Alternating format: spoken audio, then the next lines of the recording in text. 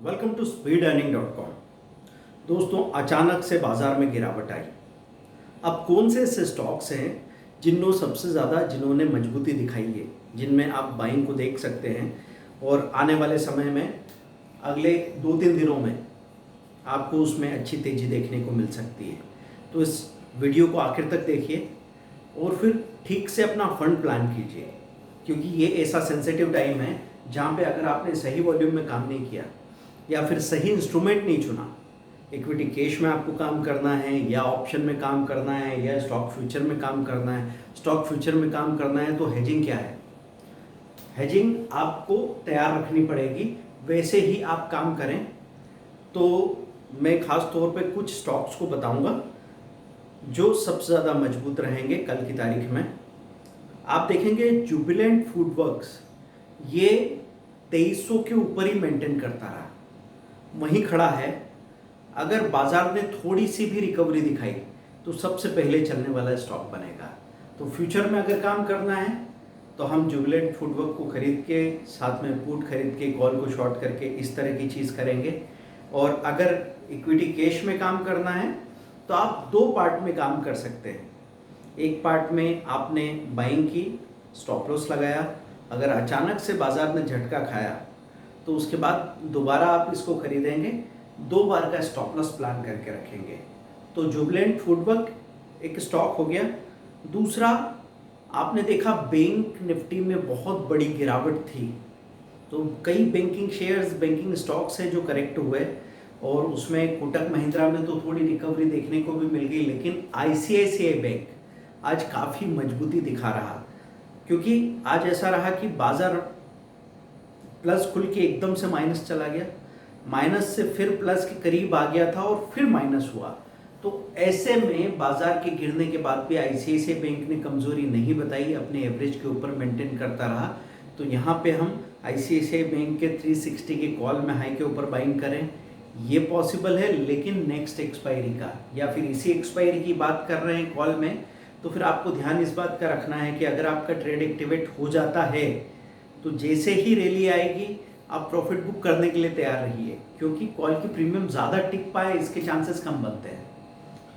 तो एक्सपायरी की वजह से मैं कहूँगा इक्विटी कैश में काम करना सबसे सही रहेगा एक नॉर्मल ट्रेडर के लिए जो बहुत ज़्यादा रिस्क एपेटाइट नहीं रखता। तीसरा स्टॉक मुझे दिख रहा है एसएल प्रोपेक और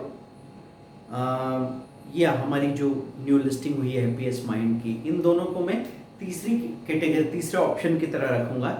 यहाँ पे आप ट्रेडिंग कर सकते हैं मीडियम वॉल्यूम में, स्टॉप लॉस एक आध बार हिट भी हो सकता है।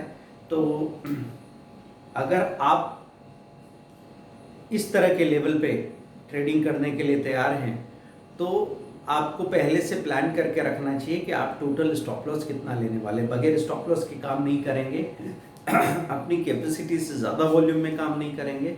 पर अगर बाजार टिक गया तो फिर चांसेस बनते हैं कि आपको एक अच्छा मूवमेंट देखने को मिल जाएगा।